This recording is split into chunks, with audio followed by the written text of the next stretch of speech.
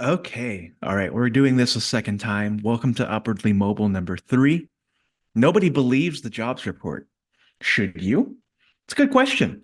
And we're going to get into that in a moment. I think the thing to just note that is important to understand is that we're seeing a lot of these continued layoffs, and this is becoming a regular segment on this podcast because it's important to talk about. It's very important because people and their livelihoods are being lost, and it is one of the most unfortunate things.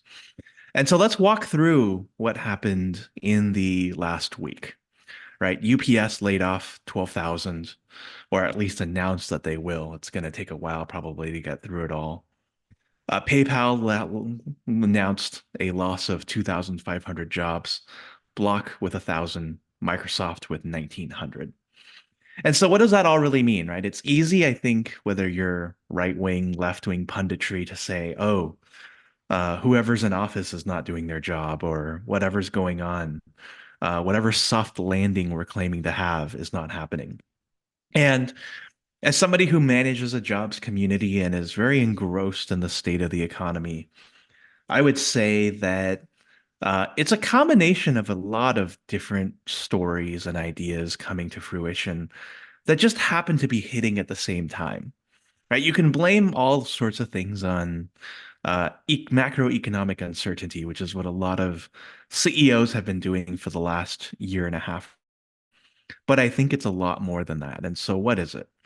If you look at UPS, they just recently won salary concessions for most of their drivers. I think a driver of UPS makes like 175,000 at this point. You can correct me if I'm wrong. And so they got to cut costs. And so a lot of these are probably middle managers that are losing their jobs because there's a lot more that UPS needs to pay into now with regards to their union. Snapchat, they announced the layoff of 10% of their workforce today. And they've been struggling for a while. This has been a long way down, a little bit up, a long way down. And so we're looking at an ad network probably that isn't functioning as well as it could be. And that includes, your Facebooks, your Googles, and in the age of TikTok and Instagram Reels, who's thinking about Snapchat anymore? It's a strange place to be. And then you look at Okta, right? They suffered from a cybersecurity breach, 400 people out the door. Somebody's got to take the loss. Revenue probably lost, business probably lost. PayPal's been going through a transition. You have a very competitive payments market in a world where you have Zelle, in a world where you have Cash App, in a world where you want to reduce the friction that it takes to exchange money between parties. That's something to just wonder about and wonder whether folks, need to think about that. Block, Jack Dorsey, CEO and founder formerly of Square, now named Block, has been warning of layoffs since November. And so you can say the axe finally fell today. And so, or rather, fell last week. And so that's just been a long time coming. And if you're in Silicon Valley, you know how these layoffs work because the clues are always on the wall. The lower morale, fewer sales, technology transition, the move to AI, as you're going to hear a lot this year. You're going to hear a lot of companies say that they're pivoting into generative AI, and because they're doing that, they need to right size their companies. And it's kind of a weird, strange way to think about it because a lot of these companies should retrain their employees, but they're just opting to laying them off instead. Salesforce, probably doing that. They announced 700 cuts last week. And Microsoft, they announced 1,900 cuts. And that was as a result of the cutting of jobs through Activision and that merger that happened. So you have a lot of redundancies, you have a lot of talent that's not needed anymore. And so, and that's an ongoing conversation with the overall gaming landscape. Gaming is struggling. It's going through a moment. I mean, we all enjoyed our GTA 6 teaser video, but what's actually going on in the rest of that industry, right? And so there's a lot of right sizing going on in there. And so, this comes on the heels of last Friday, which, it's always appointment radio for me, or appointment YouTube for me because I get up at 5:25 a.m. to Listen to Bloomberg Radio because Bloomberg gives it to you live, the monthly jobs report that comes from the Bureau of Labor Statistics. And, if you want to just stick to the facts, however you think about the facts, the Bureau of Labor Statistics showed that 353,000 jobs were added in the month of January, which is almost three times the amount that payment processor ADP reported the previous Thursday.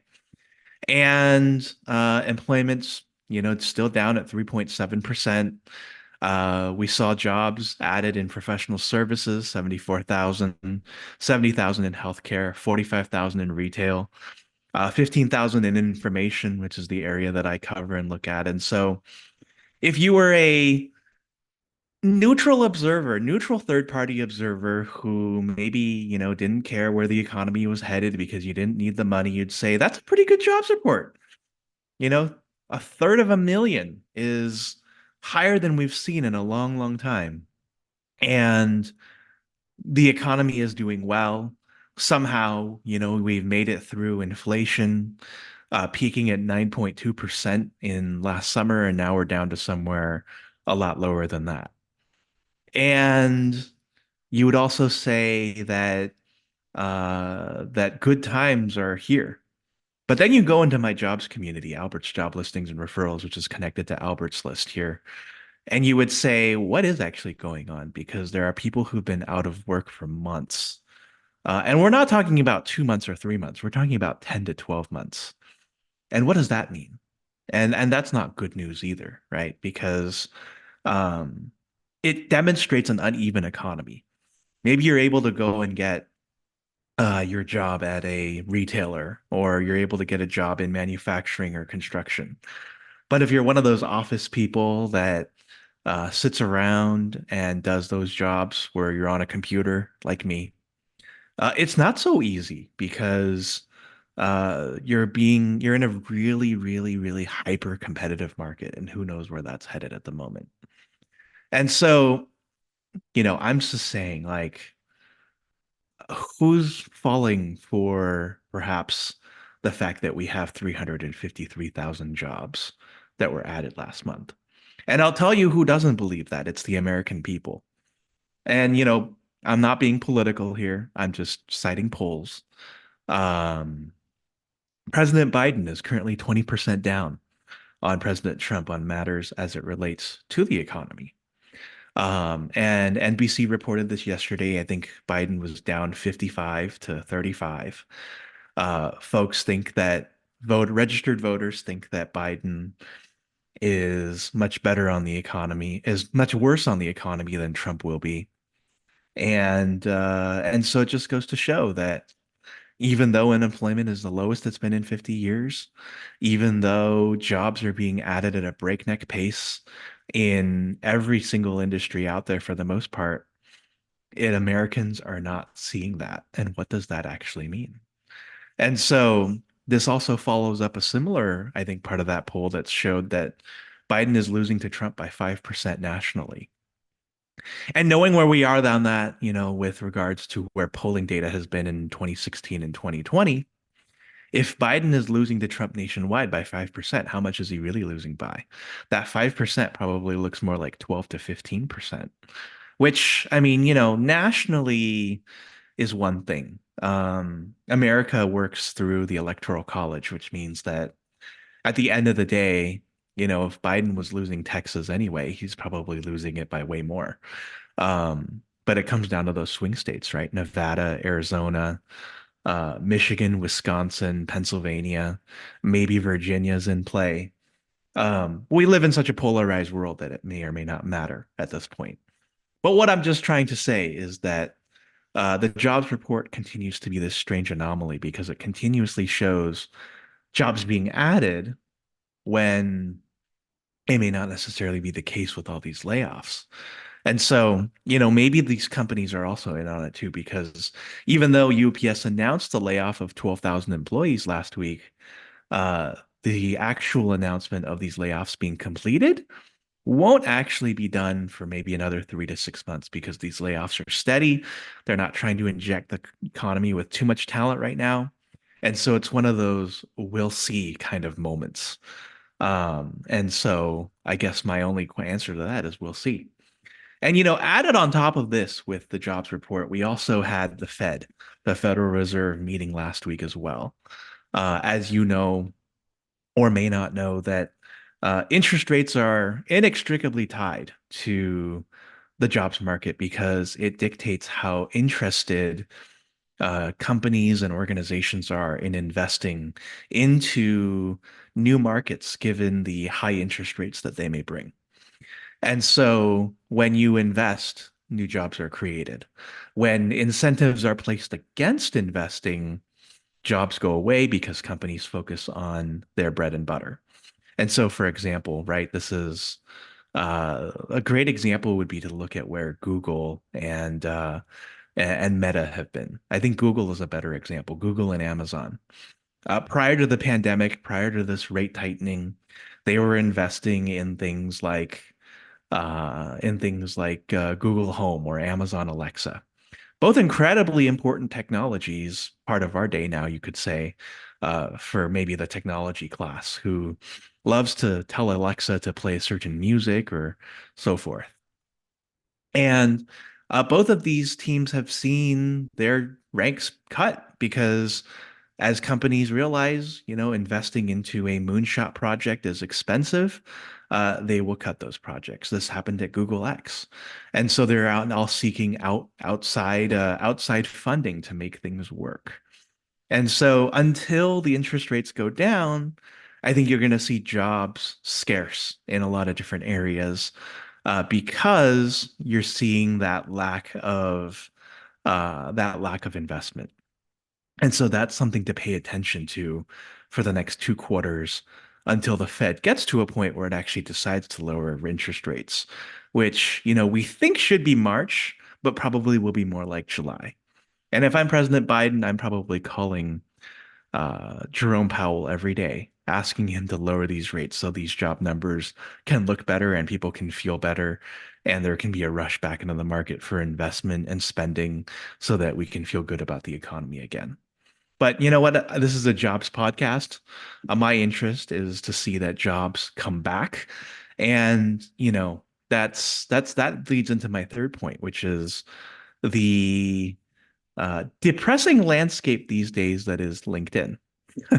If you've logged into LinkedIn lately and you have a sizable number of connections, particularly in tech, it's a nonstop wave of looking at people who have been posting because they've been out of work for more than 6 months, 9 months. And it's really, really sad. And and that's why I think that, nobody believes the January 2024 jobs report, and you're seeing a lot of mocking information about that because it's specifically like who's actually getting these jobs. It's clearly not a lot of the tech class that is. Even as the jobs report from January, or rather November and December, get revised upwards, nobody really knows where these jobs are coming from. It's a tough one. Um, you go on LinkedIn and you see that, and it's just not happening the way that it is. So those are just some of the thoughts for this past week. I want to promote also some of the events that we have coming up this week ahead. Tonight, in an hour and a half, really, is or 2 hours on it, 2.5 hours, is how to recession proof your job search for 2024. Post a link for that in the comments. And then it's followed by how to systematize your job search for 2024. Both of these are webinars that focus on really how to operationalize your job search in ways that you have never been taught. And so you're invited to join both of those.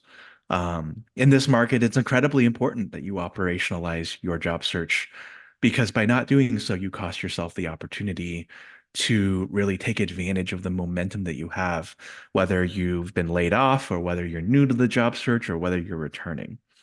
And so when you consider all of those, it's important to be on point. And so we teach you how to be on point. You can find links to these in our comments section, or rather in our description. We'll have more in there as we go along. And until next time, we'll hopefully be back on Sunday, maybe Super Bowl Sunday, before the game goes on to talk to you about what happened this week. This is Albert with Upwardly Mobile, episode number 3. Thank you so much for listening. If you listened this far, thank you so much. Join us on Albert's list with 50,000 other networked employees, job seekers, recruiters, hiring managers, and more. And we'll talk to you again soon. Thank you so much.